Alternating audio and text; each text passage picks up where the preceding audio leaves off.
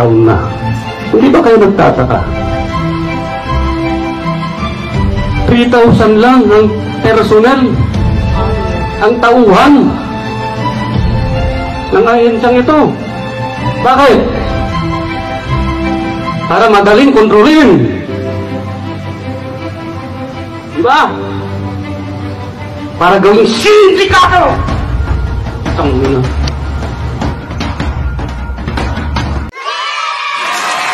Ayan, isang magandang araw sa atin lahat mga kababayan, mga kasulid. Maligayang pagbabalik sa ating channel.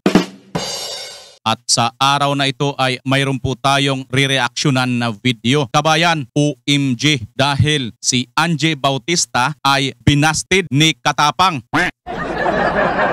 State down pala mga kababayan. Ito po ang kanyang sinabi na talaga naman nagulantang po ang lahat sapagkat hindi po akalain ng bayan na ito po nga si Angie Bautista sa napakarami na pong nagpapanawagan na para po ito ay sibakin at tanggalin dyan sa kanyang pwesto ay nananatili pa rin po itong nariyan. Ngunit dito po kabayan sa ating video na mapapanood ay tama po ang inyong narinig. Tinurn down po ni Katapang ang application ni Angie Bautista. Yan po ay good news kabayan. Siguro nagbunsod po ito dahil nga po una nanawagan na rito si Congressman Bini Abante ng Maynila na talaga naman itong si Angie Bautista ay dapat pong mag-resign at tinawag pa nga po itong Dragon Lady. Medyo nakaka-scary yung tawag ni Congressman Bini Abante. Ngunit kabayan, kung maniwala kayo sa hindi, mayroon po tayong mga video na mapapanood tungkol po sa ating sinasabi ngayon. Ngunit mayroon po itong pero sa bandang dulo at ito po ang atin i-reveal ngayon. Ang tanong, naniniwala ba kayo rito na totoo ang sinasabi ni Katapang na hindi niya na tatanggapin si Bautista if ever na mag-reapply? Bago nyo sagutin yan kabayan, sa ngayon pa lang po nakabisita sa aking channel, ay inaanyayahan ko kayo na mag-subscribe, pakipindot ang notification bell all para lagi kayong updated sa lahat ng aking mga upload. Paki-like na rin at paki-share kung inyo pong mamarapatin. Salamat sa iyo kabayan.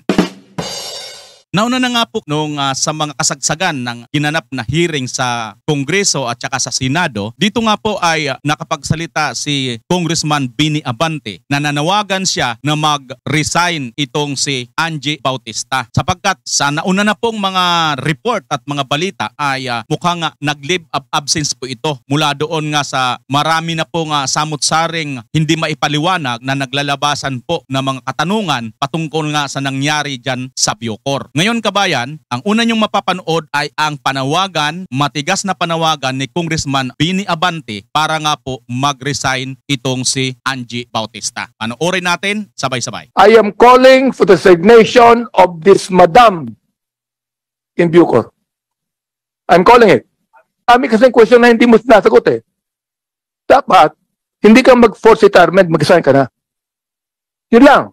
Ayan kabayan, napanood niyo maliwanag po ang ating video. Hindi ka dapat mag-force retirement, kundi mag-resign ka na.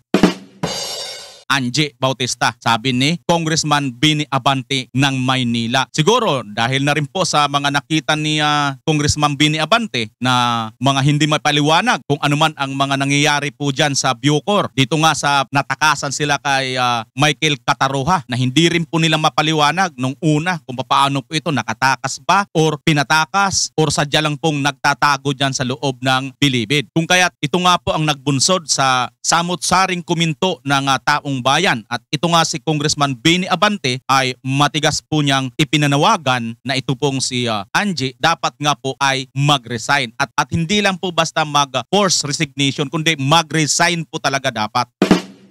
Ngayon kabayan, ang inyo na namang susunod na video mapapanood ay ito naman po ang pagdinig sa Congress ng budget at dito nga po naisalang ang DOJ at ang Bucor ay under nga po ng DOJ kung kaya't nandyan kasama si Katapang. At dito uli kabayan ay mismong si Congressman Abante ang nagtanong dito kay Katapang kung si Angie Bautista nga ba ay nandyan pa sa Bucor at diretsong sinabi ni Katapang kabayan na wala na po si Angie Bautista. At kung ito po ay mag-a-apply uli ay hindi niya po tatanggapin. Yes, tama po ang inyong narinig kabayan. Hindi niya po tatanggapin or busted na nga po niya.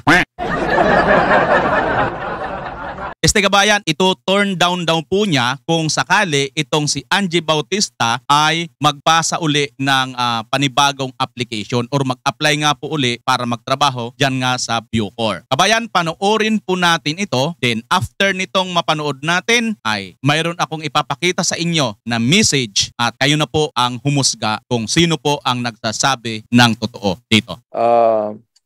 Ang mga tanong ko po, Mr. Chair, would be more on the Bureau of Corrections, no? Because in our Committee on Public Order and Safety, marami na po kaming naitanong. And I'm so glad, Mr. Chair, as I was talking with our Bucor Chief, General Katapang, that the Dragon Lady of Bucor has already resigned. That I would like to commend General Katapang on that. And I am now calling her a Dragon Lady. I hope that she will not come back anymore because previously she has resigned and was able to come back. You know, well, I would like to ask our chief of the Bucor if there's no way for her to be able to come back to Bucor again, Mr. Chair. Please, Bucor. Mr. Chair, Your Honor, he has filed her irrevocable resignation. In as much as this is a black and white letter, if she applies again, I will turn down his or her application, Mr. Chair, Your Honor. Mr. Chair, would Bucor continue to investigate on the Dragon Lady so that proper charges can be filed if ever, Mr. Chair? Mr. Chair, Your Honor, the investigation is ongoing in as much as we are submitting to you periodic reports every week of what is happening in Bucor, Mr. Chair, Your Honor. Mr. Chair, hindi ko na po itatanong pa yung ibang tanong ko because I was just talking to him and the only thing that I asked from him. Napanood nga natin dito kabayan at maliwanag na tinanong ni Congressman Abante kung ito nga po nga si Angie ay wala na po ba dyan at sumagot nga itong si Katapang ay wala na at sinasabi nga ni Congressman Abante sa pagpapatuloy niya nagtataka siya dahil ito nga po ay nag-resign at nakabalik kabayan. Diba? Napakalakas ng kamandag. Well, sa bagay, sinasabi nga rito ni Congressman Abante, and I will calling here, quote-in-quote si Congressman Bini Abante ang nagsabi po rito at tinawag nga po nga Dragon Lady. Ito nga po nga si Angie. Kabayan, kayo ang tatanungin dito, ano po sa palagay ninyo? Naniniwala ba kayo sa sinabi ni Katapang na I will turn down if ever he or she will apply? Ito turn down daw niya or hindi niya natatanggapin sapagkat nagsabi na nga rito si Congressman Bini Abante na talagang reiterate nga niya na ito ay nag-resign na and then nakabalik. Paano kaya nangyari kabayan na nakabalik po ito si Angie samantalang nag-resign na siya, di ba? Ngayon kabayan, mayroon po tayo rito na-receive mula sa ating bubwet. Alam nyo naman po ang ating bubwet, di ba? Maliit yan. Kumbaga kung saan-saan lang po yan ngayon nakakalusot. Ito po ay ipapakita ko sa inyo ang message. Kayo po ang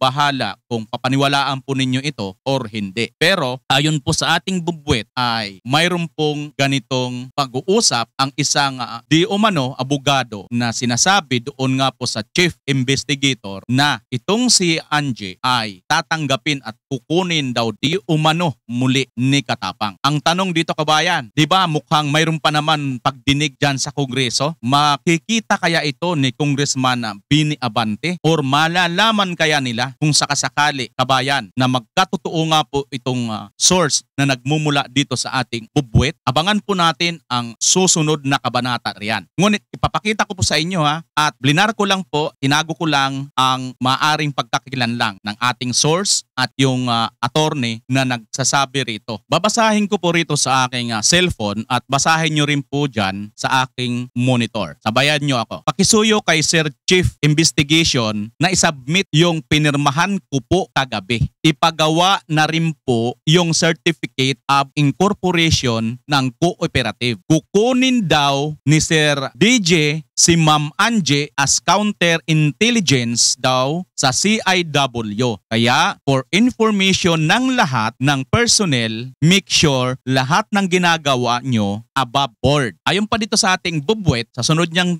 pag-reply sa atin, text ni attorney sa mga tao niya sa GC, sa Correctional for Women. Ito po ay atin na pong nireaksyonan ng mga nakaraang araw. Sumunod pong araw dito, kabayan, parang tahimik po ito at wala po talagang nakakaalam kung ito nga po ay totoong nangyayari. Kung kaya't nag-follow up po tayo ng magtanong sa ating bubwet. Ang reply niya po sa akin ay ganito. Hindi ko na po ipapakita sa inyo. Tama yan, sabi niya sa akin, no? Validated yan. Magkasama kasi sa director's quarter si Katapang at Angie. Ayon sa kanya rito, kabayan, ano? Ayon sa bubwet natin. Diyan ang official residence ng DJ. Andyan si Angie, kaya nag-uusap sila dyan. Kayang-kaya ni Angie paikutin ang ulo ni Katapang. Ginawa niyang intelligence niya si Angie. Naloko na naman ang taong bayan. Pa-resign, pero doon naman siya wala lang magawa mga Bucor personnel. Si Katapang lang dapat mag-decide niyan. Kaso hawak ni Angie. Iwan lang kung bakit po. Ayan po ang sagot sa atin ng ating bubwet. Again, kabayan,